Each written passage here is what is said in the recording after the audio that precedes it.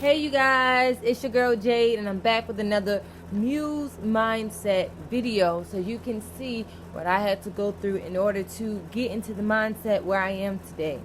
So in my life, you guys, of course, I was brought up reading the Bible, going to church on Sundays, etc., etc.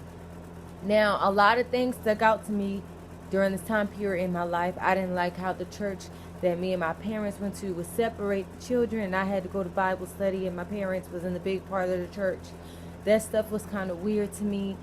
And then, fast forward a few years into my life, the church, when I grew up and I was in like middle school or high school, something like that, the church that I went to when I was a little girl, which was a family thing, like my grandma was the minister, and like it was a family situation.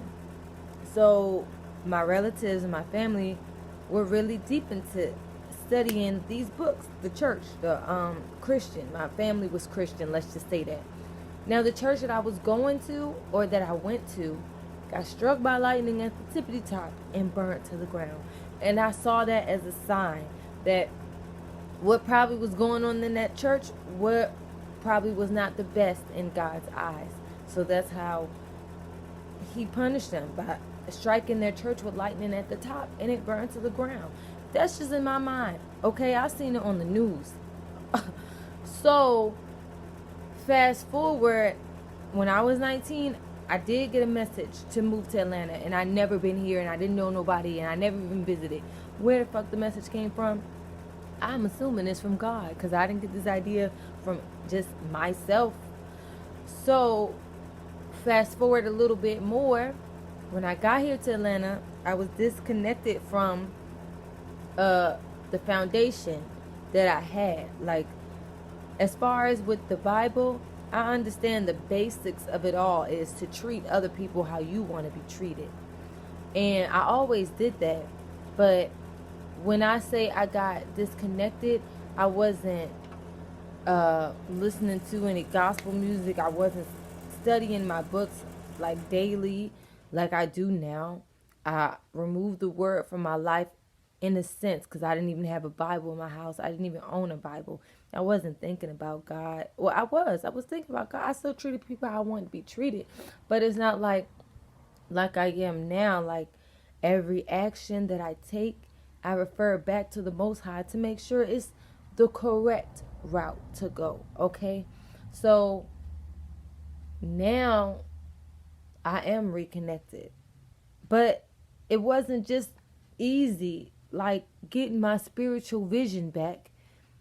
I was in a toxic relationship that affected me negatively, and I was being very angry and aggressive, and a lot of things were happening in my life to the point where confusion just took over, and I was so angry and I was so sad and I was so unhappy. I had to get down on my knees.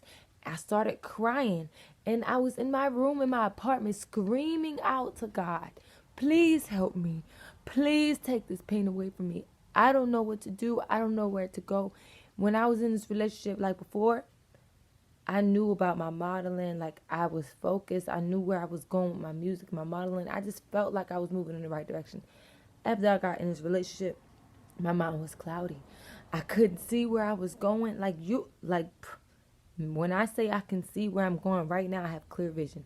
I know what I'm going to do tomorrow. I know what I might do next week. I know that my creative abilities will guide me to where I'm going. But when I was in that relationship, my mind was black and I couldn't see anything, and I was scared. That for the first time in my life, I did not understand what was going on.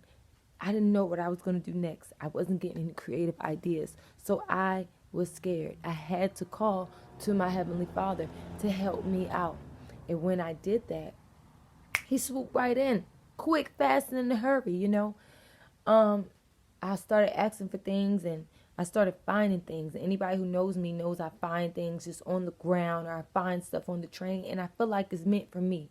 So anyway, I ended up finding a whole bunch of art supplies, and I found this Bible, and then I started reading the Bible that I found every day when I was working at this juice bar that I was working at. Let me tell you, I used to get in trouble for reading the Bible because even though sometimes there wasn't any customers in the store and I would read on my free time, my bosses, they didn't like me reading. Maybe they felt like if somebody saw what I was reading, they might be offended, or maybe anything, whatever. But the bottom line is, I would get in trouble every day for just reading my book.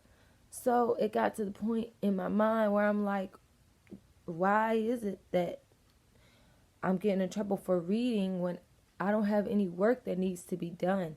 I should be able to use my free time to stimulate my mind, but that was not the case. So something told me to keep going, even though that I was being told to stop. Something told me to keep reading. It was like I couldn't be parted from the word, okay? And then I just kept going. I kept searching, and then I had to prove it to be true to myself. I had to prove to myself that what I believed was actually happening. And then, the rest is history. As we see today, coronavirus, okay, or whatever is going on in the world, it's all in the book. These plagues, I consider the coronavirus a type of plague. Plagues are in the book. A lot of people killing each other, people being confused and faint of heart, which means they don't have the courage to do what they're supposed to do. That's all in the book. So what I'm saying is, in the beginning, when I was very young, I was instilled with the word, and God was with me. When I decided to remove myself or forget about him or not put him first, then I was confused and I was hurt and I was trampled on, and then I lost my sight. But now that I'm